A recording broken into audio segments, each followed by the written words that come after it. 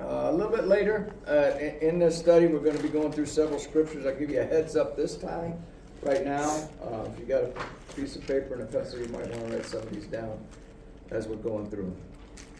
But for right now, we're going to continue our journey, and this week we're going to see David spare Saul once again. He's going to spare him once again. So in 1 Samuel 26, starting in verse 1. Now the Ziphites came to Saul at Gibeah, saying, "Is David not hiding in the hill of Hachilah, opposite of Jessamon?" And then Saul rose up and went down to the wilderness of Ziph, having 3,000 chosen men of Israel with him, to seek David in the wilderness of Ziph. So these Ziphites identified where David was, and they kind of narked him out to Saul and went up to Gibeah and told Saul, and Saul came down. Saul came down with 3,000 men. What's the population of Lucerne Valley? A little over 3,000. A little over 3,000? I don't know. I don't know either. I didn't look it up before I came over here. Oh, it's 5,000? That's what I heard. Okay. And that includes the valley. So he took most of the valley down to go into the desert and chase David. So I wanted to show you, how's the maps look? Are they bigger now? Oh, yeah. Okay, all right. I underlined Jessamon to show you where it is. You see Hebron right there. Here's another map that I found. I don't know how clear it is on the television there, but you see the wilderness of Zin there is underlined in red, right there. And then this is Carmel. So that gives you a rough idea of where they're at. This particular map that I found is online, and it shows the different instances of David eluding Saul. Now that's something that I want to point out to every one of you. These things that I'm finding online, you can find online too. If you get a question, you can look. You can find it. Now, I have been at this for quite some time, and I'm able to filter through a lot of stuff. When I first came over into this walk, it was difficult to sort everything out. Everything was just coming at once. So I know looking it up can be tough, but you have the rock within you. And he helped me, he'll help you too. All right, so picking it up in verse 3. And Saul encamped in the hill of Hachilah, which is opposite Jessamon, by the road. But David stayed in the wilderness, and he saw that Saul came after him in the wilderness. Verse 4. David therefore sent out spies and understood that Saul had indeed come, and he came with an army. Can you hear me okay, John? Yep. Okay. All right. Verse 5. So David arose and came to the place where Saul had encamped. And David saw the place where Saul lay, and Abner, the son of Ner, the commander of his army. Now Saul lay within the camp with the people encamped around him. Get a visual of this, people. The king is in the middle with his bodyguard, and there's 3,000 people around him. Okay? And then David answered and said to Ahimelech the Hittite and Abishai the son of Zeruiah, brother of Joab, saying, "Who will go down with me to Saul in the camp?" And Abishai said, "I'll go down with you." Now with what I just told you, think about the faith that it took. Think about the courage that it took for him to leave where he was and go down amongst 3,000 people to go down to Saul. And we know from the past that he never had his sights set on wiping Saul out. He wouldn't lift his hand against the anointed of the Lord. So we can assume that's his heart now. We're going to find out later that is his heart. But that was his heart when he intended to go down there too. Verse 7. So David and Abishai came to the people by night, and there Saul lay sleeping within the camp with his spear stuck to the ground by his head. And Abner and the people lie all around him. Now, David had seen that spear by Saul's head a couple of times before. You remember when that was? It's when he had his hand up here throwing it at him. So the spear is significant in this. He sees the spear stuck in the ground. And Abishai said to David, Elohim has delivered your enemy into your hand this day. Now that's not the whole verse, but I want to pause there for a second, okay? Sometimes it appears as if Yah has cleared the way for you and I to do something. But in fact, it may be a test. It may be a test to see if we actually have hidden His word in our heart that we might not sin against Him. David's got an opportunity right now to take Saul's life. It even goes a step further. Abishai says that Yah had truly delivered David's enemy into his hand. Yet David's position is more in line with Yeshua's. Yes, I said Yeshua, albeit some time before Yeshua's arrival in Bethlehem and in Jerusalem. Okay? And what do I mean by that? Well, Yeshua tells us in Matthew 5, in the Sermon on the Mount, you have heard that it was said, you shall love your neighbors and hate your enemy. But I say to you, love your enemies, bless those that curse you, do to those who hate you, and pray for those who spitefully use you and persecute you. That's how Matthew records it for us. That you may be sons of your Father in heaven, for He makes the sun rise on the evil and on the good, and sends rain on the just and on the unjust. For if you love those who love you, what reward do you have? Do not even the tax collectors do the same? Now notice that. He's pointing out that our Father in heaven brings down the rain. What's the sun, makes the sun rise and brings down the rain. That's the key to all of the agricultural stuff that takes place throughout the world, is it not? And He does that on the just and the unjust. Luke writes it like this, but I say to you who hear, love your enemies, do good to those who hate you, but love your enemies, do good, and lend, jumping down to verse 35, I'm sorry. But love your enemies, do good, and lend, hoping for nothing in return, and your reward will be great, and you will be sons of the Most High. For He is kind to the unthankful and the evil. Now we know that there is a such thing as called vengeance. And we know that that's coming. But whose vengeance is it? It's the Father's, right? It's not for us. And so I suggest to you that David didn't fast forward and listen to what Yeshua was saying and then turn around and apply it. I'm also telling you that Yeshua is not adding anything new here. The Father intended for them to be as He was. In the Torah, in the books, and in the New Testament. Then Abishai said to David, now, and let me back up just a second. That lines up very well with David being called a man after God's own heart, doesn't it? Okay? Then Abishai said to David, Elohim has delivered your enemy into your hand. Now therefore, please let me strike him at once with the spear, right to the earth, and I will not have to strike him a second time. This is another opportunity for David not to even have his hands dirty, right? He doesn't see it that way. David doesn't see it that way. David said to Abishai, do not destroy him, for who can stretch out his hand against Yah, Yah's anointed, and be guiltless.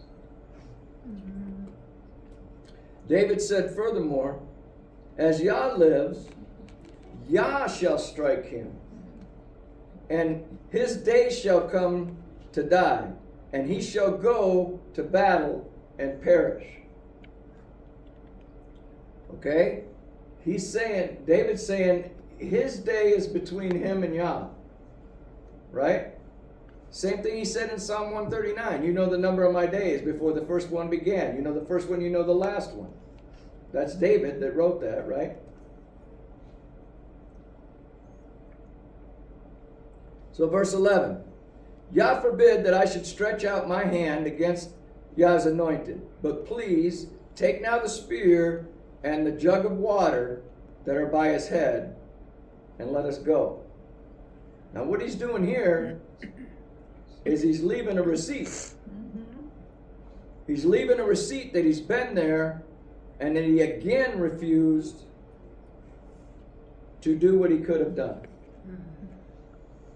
He chose to reflect the Father. So David took the spear and the jug of water by Saul's head, and they got away. And no man saw or knew or awoke, for they were all asleep, because a deep sleep fell from Yah, a deep sleep from Yah had fallen upon them. Now, I doubt very seriously that David got an email from Yah saying, I'm going to put him into a deep sleep. He stepped in faith, and it's kind of like the farmer works in conjunction with Elohim. It's the sun and the rain that makes the crops grow. But God's not going to plow the field for us or plant the seeds, is he? But he'll make them grow. That sleep fell upon them as David was stepping, moving towards. That's just my opinion. I didn't read that in the notes or anything like that. I'm saying his step in faith brought that next step from Abba. Okay? Just like if you don't plant your seed, you're kind of silly expecting a harvest, because it's not going to come. He stepped in faith, and of course we see that Elohim had his back, or his front, however you want to look at it. Now David went over to the other side, and he stood on top of the hill afar off, a great distance being between them. And David called out to the people and said to Abner, the son of Ner, saying, Do you not answer, Abner? And Abner answered and said, Who are you calling out to the king? Who are you calling to the king? So David said to Abner, Are you not a man? And who is like you in all Israel? What he means by that, you have the position to guard the king. Who is like you? You're the only one in that position to guard the king. Why have you not guarded your lord the king? For one of the people came to destroy your lord the king. This thing that you have done is not good, David says to him. As Yah lives, you deserve to die because you have not guarded your master, the Lord's anointed. And now, see where the king's spear is and where the jug of water that was by his head. The implication here is they hadn't recognized it yet. But now that you mention it from across the valley, where is it? Now the king hears this too. If you're following through on the story here, hey, somebody got that close to me? And then Saul knew David's voice, and he said, Is that your voice, my son David? And David said, It is my voice, my lord, O king. Verse 18, and he said, Why does my lord thus pursue his servant? For what have I done? What evil has come from my hand? And here again, you got the contrast. Look what I just did. I'm not being evil towards you. So we know as a group, because I think everybody in here except the little ones have already read ahead, okay? Why is Saul chasing him? Because David did anything wrong? No. Why is he chasing him? He's jealous. The threat of the kingship. But he's already been told he's lost his kingship, huh? And even though he's trying to hold on to something that's already been taken away. Not physically taken away yet, but that's coming, right? But he doesn't want to give up that power. Verse 19. Now therefore, please let my lord the king hear the words of his servant. If Yah has stirred you up against me, let him accept an offering. But if it is the children of men, may they be cursed before Yah. For they have driven me out to this day from sharing in the inheritance of Yah, saying, go serve other gods. What's he talking about there? They're driving him out into the wilderness, right? He's got an inheritance. Now we're going to find out in a little bit that they're still in the area of Judah. But where was he born? Where was David born? Bethlehem. Yes, Bethlehem. Verse 20. So now, do not let my blood fall to the earth before the face of Yah, for the king of Israel has come out to seek a flea, as when one hunts a partridge in the mountains. Now in David's own eyes, he doesn't see himself in the position of the king, because he sees Saul as the anointed one. Therefore he sees himself as a flea. Saul doesn't see a flea. Saul has recognized David as the one that's going to replace him. And then Saul said, I have sinned. Return, my son David, for I will harm you no more, because my life was precious in your eyes this day. Indeed, I have played the fool and erred exceedingly. So Saul's confessing he has done it again. And David answered and said, here is the king's spear. Let one of the young men come over and get it. May Yah repay every man, listen to what he says here. May Yah repay every man for his righteousness and his faithfulness. For Yah delivered you into my hand today, but I would not stretch out my hand against Yah's anointed. Again, he's recognizing, Saul, you're the one that's anointed. You're the one in that position, and I'm not stretching my hand out against you. That's very loosely paraphrased. And indeed, as your life was valued much this day in my eyes, so let my life be valued much in the eyes of Yah, and let him deliver me out of all tribulation. Okay, it wasn't a tit for tat with Saul on that. As your life was valued much this day in my eyes, why don't you value my life in you? No, he didn't do that. He said, let my life be valued much in the eyes of Yah, and let him deliver me out of all tribulation. Now he's seen that being carried forth many times over. Whether he was facing a lion or a bear, or now he's got these enemies chasing him all through the wilderness. Verse 25. And then Saul said to David, may you be blessed, my son David. You shall both do great things and also still prevail. And so David went on his way, and Saul returned to his place. So Saul came all the way down there with those 3,000 men, found David, but ended up not killing him. And then he went his way, and David went his way. And next week we're going to get into exactly all that entails. However, I want to take the rest of today's time and point out a few things to you, and I want to go back to verses 1 and 2 from 1 Samuel 26. I'm going to start this now, and we're going to begin to pick it out and identify it over the next several teachings. And what we're looking at is Israel and Judah. Okay? We're going to pick little things up all along the way.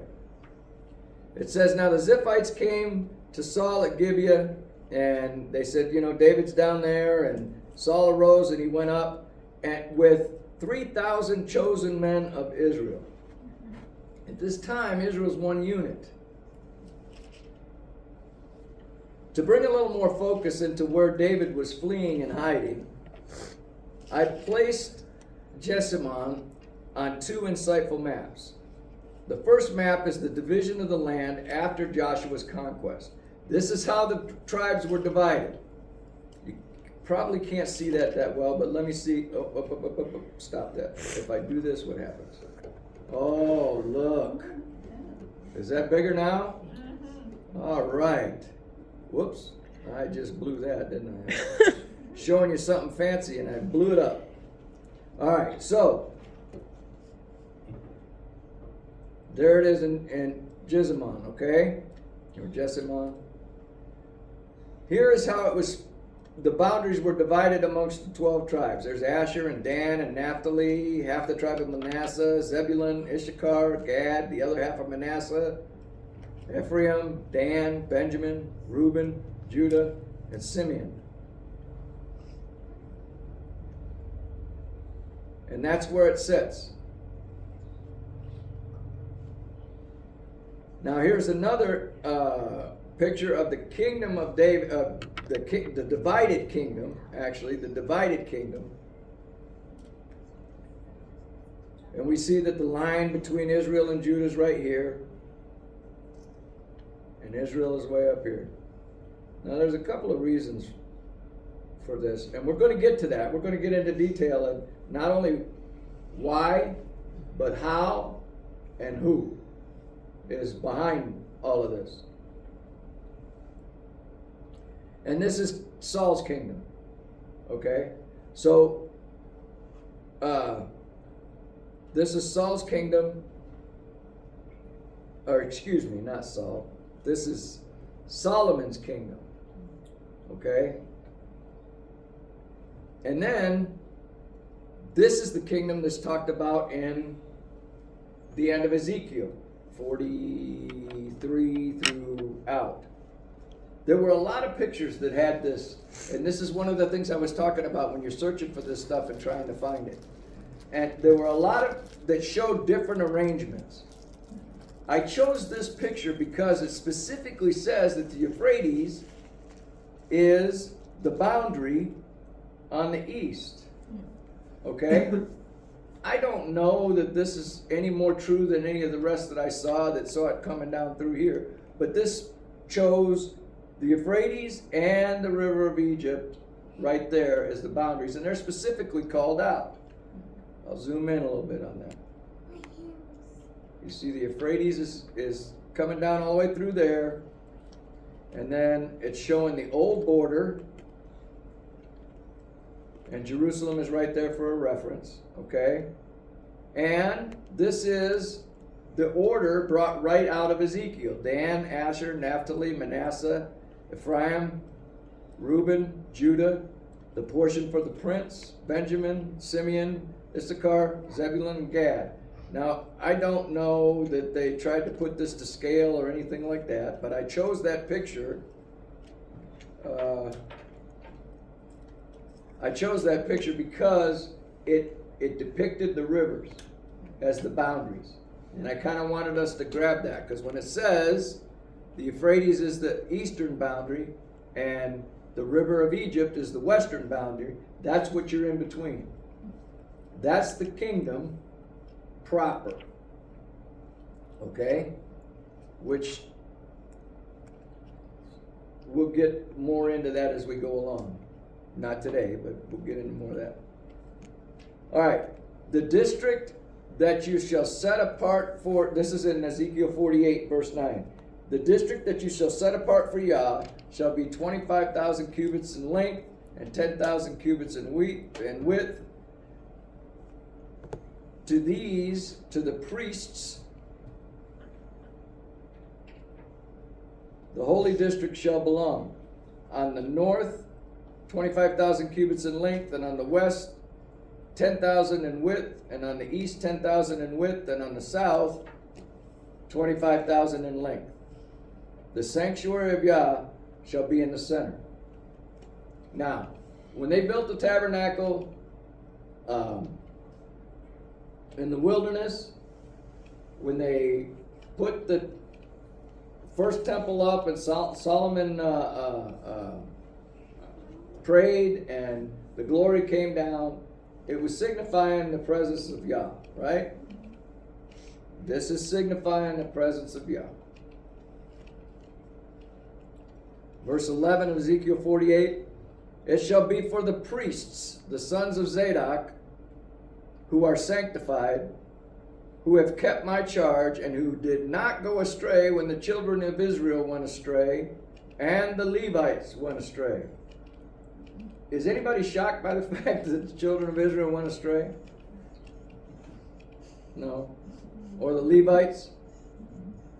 I want to dig into that just a little bit, because when he's talking about the children of Israel, he's talking about them all. And the Levites are part of the children of Israel, but They're set apart. they're what? They're set apart. They're set apart for a purpose. And the district of the land that is set apart to them shall be to them a thing most holy by the border of the Levites.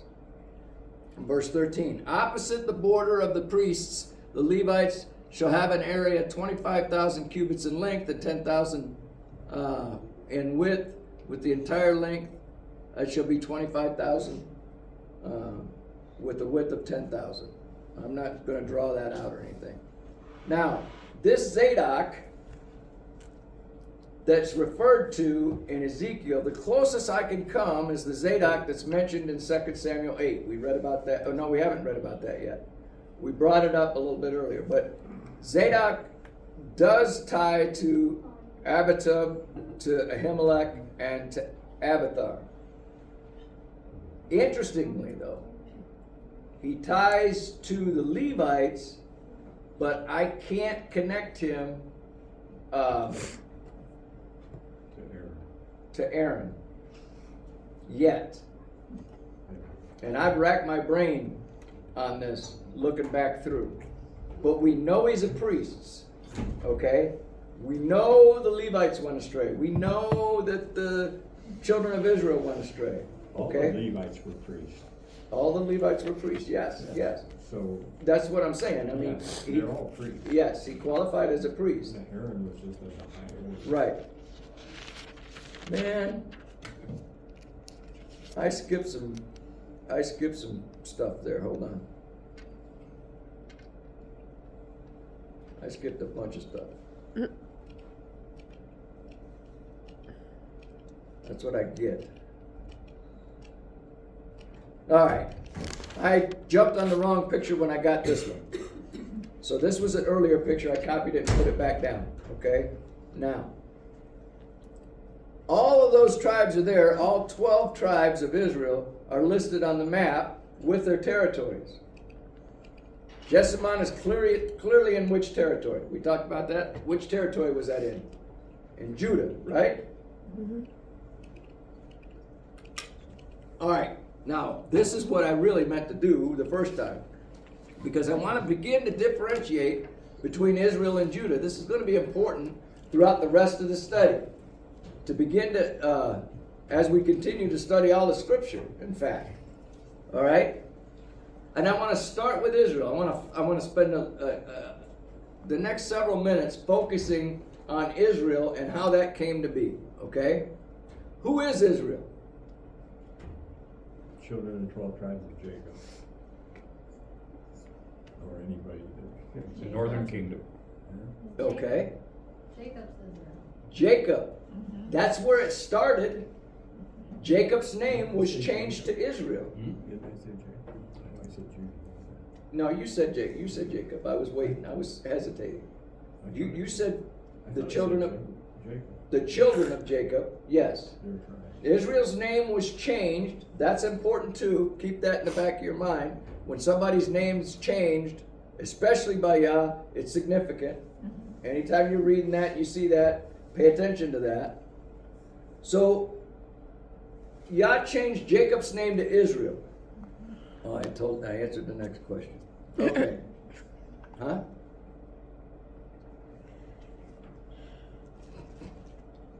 Who wasn't listed in all of those? We skipped ahead because I blew it. You were listed at out of all of those 12 tribes that were listed there, the Levites weren't listed. But they're still part of Israel. We talked about that. Their role, this is what I'm trying to get at. The role in Yah's plan. John said they're set apart. Starting in Exodus 4. Now, this is where we're going to go through a lot of different scriptures because I'm plucking out what's happening to Israel and how there's broader focus being brought down to narrower focus, being brought down to more narrow focus, being brought down to a most narrow focus. Okay? So starting out in Exodus 4, now I can tell you by this, just reading this verse, you should be able to tell me what's going on and where we're at. So the anger of Yah was kindled against Moses, and he said, "Is not Aaron the Levite your brother? I know that he can speak well. And look, he's also coming out to meet you. When he sees you, his heart will be glad." Who knows what's going on in that? Who knows where that's at in the scripture, right? What's taking place? All right. He has left, at this time, he has left Egypt already, right? And he's out in the wilderness. Now he's going back because he's been called, Yes. right? All right. Now you shall speak to him and put words, verse 15, in his mouth, and I will be with your mouth and with his mouth, and I will teach you what you shall do. Yah's telling Moses, he's going to think, you're speaking for me. So he shall be your spokesman to the people, and he himself shall be as a mouth to you, and you shall be as to him as Elohim. I'm going to pass it down to you, Moses. You're going to pass it to Aaron. Aaron's going to understand it came from me because it came from you. And then you're going to tell the people. So this is before Israel, who went down into Egypt as 70 people, before they came out as a nation.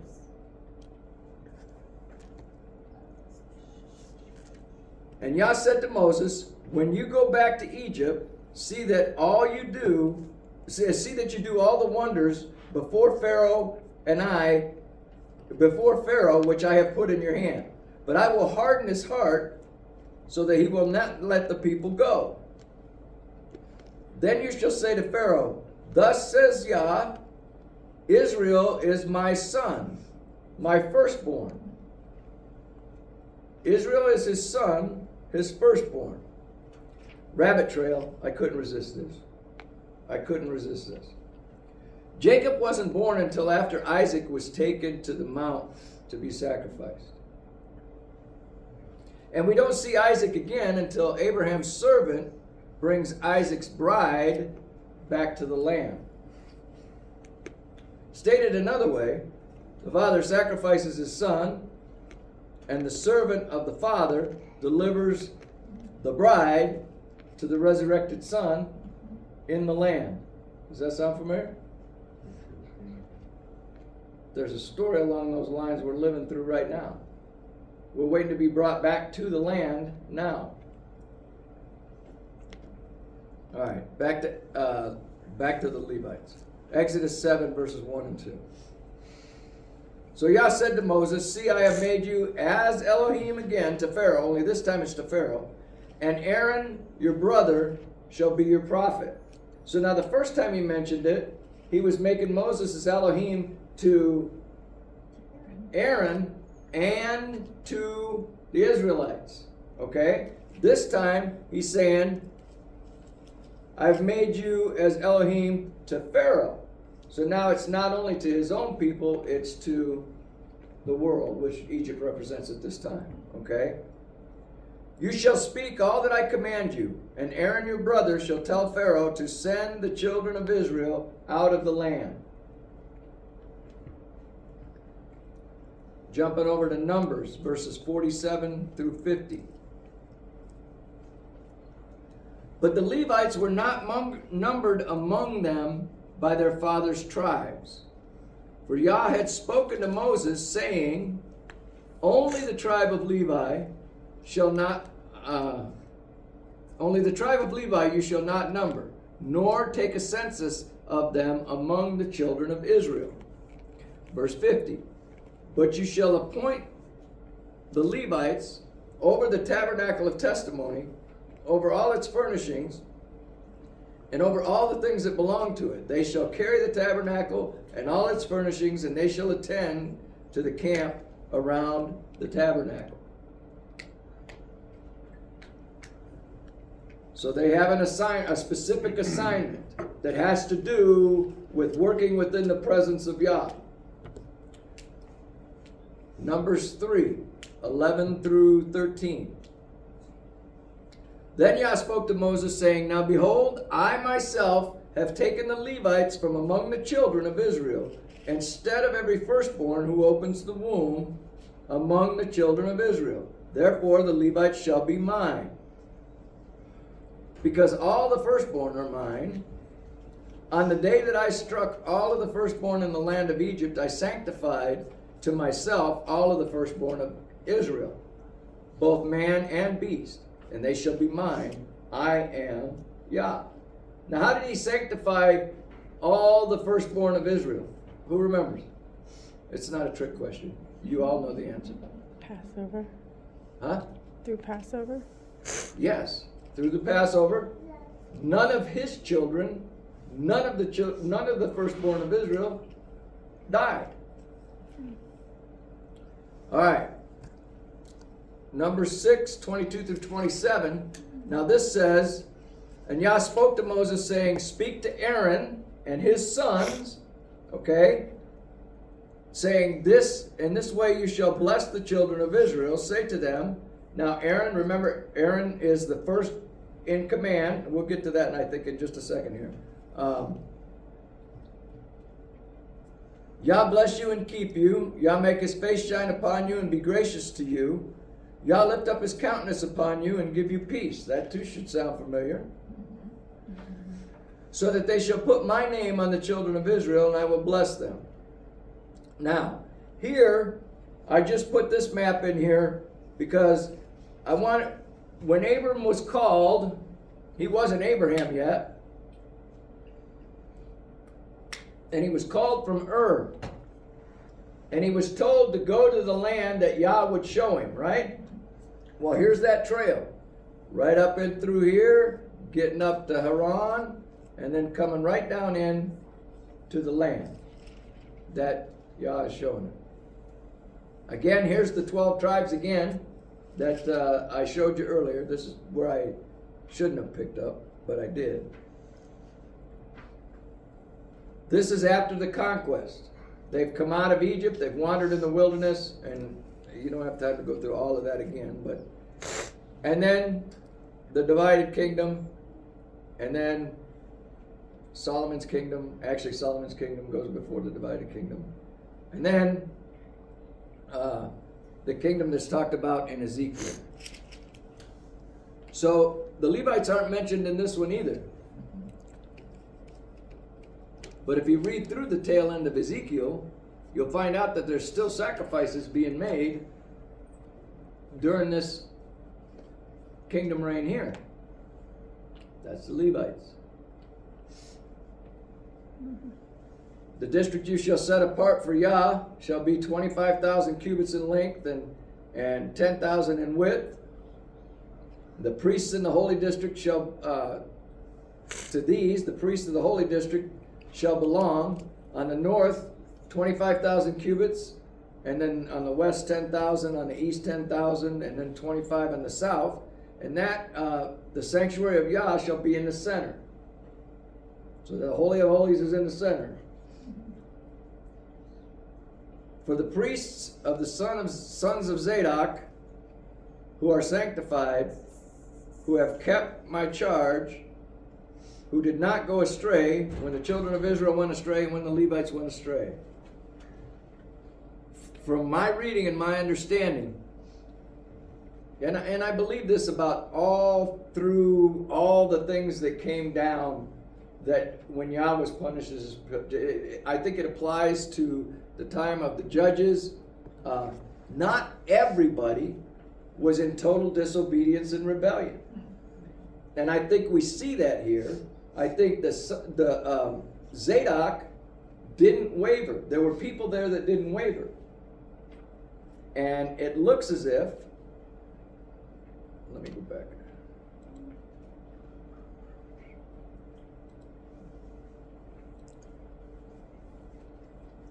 Oh, I didn't pick up who was talking here.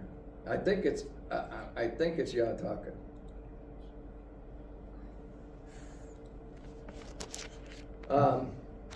And they were sanctified to carry on what they were given from the beginning. You notice it didn't change, the tasks didn't change.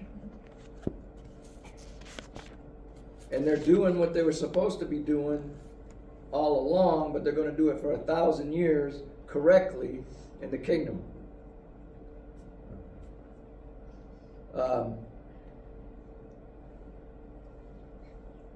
Who did not go astray when the children of Israel went astray and when the Levites went astray. And I believe that there were children of Israel, just like there were children of Israel all through the wilderness that made it into the land, right? There were children that made it into the land, and obviously there were those that were scattered all over the desert. And then I already went through this in the district, in this district of land that is set apart for them. I think most holy is the border of the Levites. And so I did that just to show you that what I hope you to grasp in this is Jacob became Israel. Israel had a lot of children. 12 children, 12 sons. Huh? And well, they were sons. Once he adopted them, they were sons. So yeah. So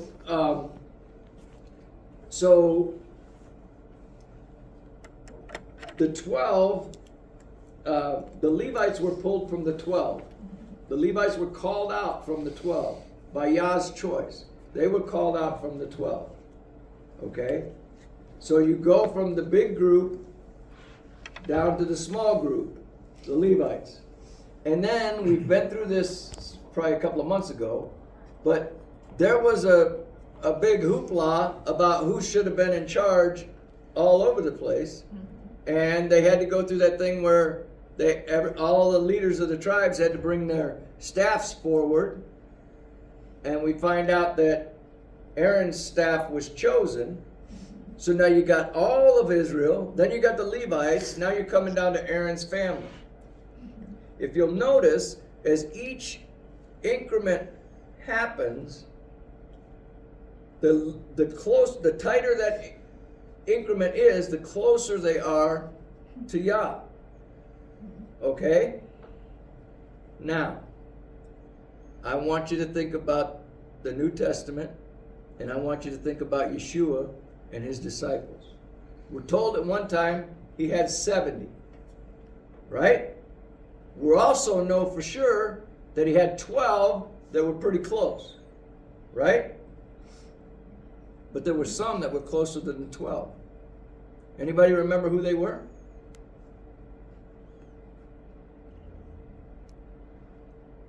Did it start with a J, maybe? One of them starts with a J. Yeah.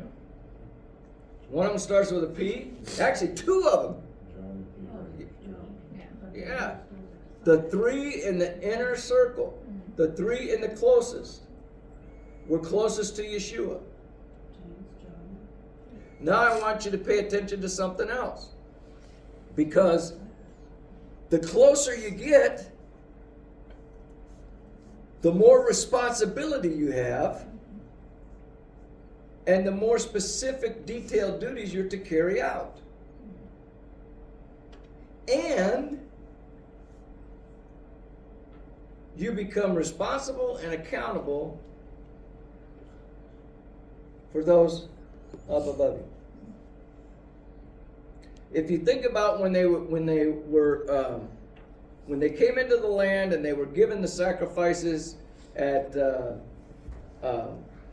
they often had to give, in many instances, the priests gave the sacrifice for everybody, then gave the sacrifice for leadership. I didn't write this down. I probably should have, but you follow what I'm saying. Many of you read. You know where I'm going with this. You know what I'm saying. That pattern in Israel, Yeshua somewhat followed that pattern when he had his disciples. Yes, there were 70. They went out. There's more than 70 now. But there's those that he selects and he brings closer. And if he brings us closer, he gives us more responsibility. Okay? And then that's just the way that it worked. We would call that a pattern, would we not? I mean, I've seen it here as it comes down through Israel, right? I've seen it in the way that Yeshua carried out his ministry. It's not, there's two witnesses with that. There's not a third one there, but we'll get to that. But there was, that's another thing. Well, I'm going to stop there. I hope that you understand what I'm saying here. I wanted you to pay attention to what happened with Jacob and then Israel, and then the closer the people, not everybody in Israel, all those tents were around the tabernacle, but they weren't allowed to go very close. And the Levites had the responsibility, and they were put between those people and the sanctuary, the tabernacle. Yes. Okay? So you see what's happening here? And I wanted to point that out because we're going to see as we go through the rest of this, we're going to see the house of Israel, the house of Judah, the children of Israel, and so on and so forth. And it's going to be the context within which we see that phrase that gives us an understanding of who he's talking about. All right? Now, here's a question that I'm going to pose, and I'm not really going to, I want you to think about it.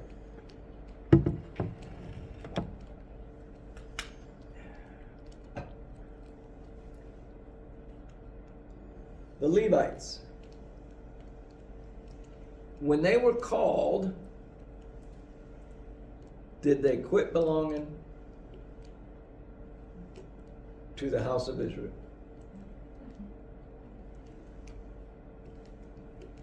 Okay. Yeah.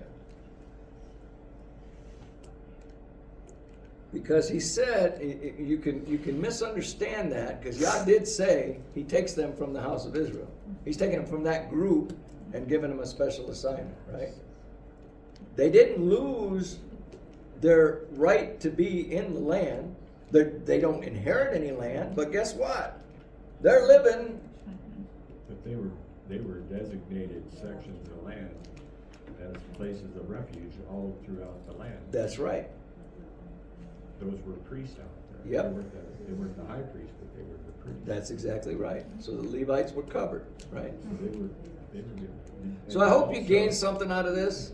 But also, the land that you're shown in Ezekiel is the land that was promised to Abraham. Right. But the children only inherited the land of Canaan. Yep. And the Canaans did not go east of the Jordan River, so that section of land over there where Jacob, or Reuben, Gad, and half tribe of Manasseh were actually outside of the land that was promised, or outside of that kingdom of, would they be considered in the kingdom of Israel, the northern tribes? Well, this is where the mixture comes up, is because Ezekiel was talking about at the end of times. Oh, yeah, I know, he's Time talking to about, start the kingdom. he's talking about the entire, that's what was Yeah, and promised that- to Abraham. Yeah, and that includes But all of that. the children never possessed all of that.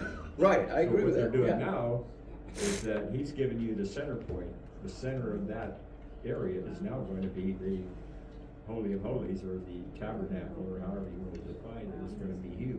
Mhm. Yeah. I'm just kind of say the throne. Huh? The throne. The throne, yes, I like that. right, Yeah. the throne, we'll put it that way, Yeah. dead center. All right, is there any other questions or comments? I went through this fast, I hope you were able to write down some of the things, but again, my point is just to see how, Yah calls, he chooses, he selects, he whittles down to what he wants, he calls the people he chooses into leadership roles. He calls those people into leadership roles just like he did. Aaron is the best example. Well, Aaron is just one of the examples, but he's a really good example of that, because there were 11 others and then some that wanted that position that Aaron was going to take. But Yah sorted all that out. But then it was heavy responsibility on top of having that position. So that's kind of what I wanted to pass on today. If there's no other comments, no other questions, I'm going to leave it there, and it is time to. Prepare our hearts to receive the blessing. All right.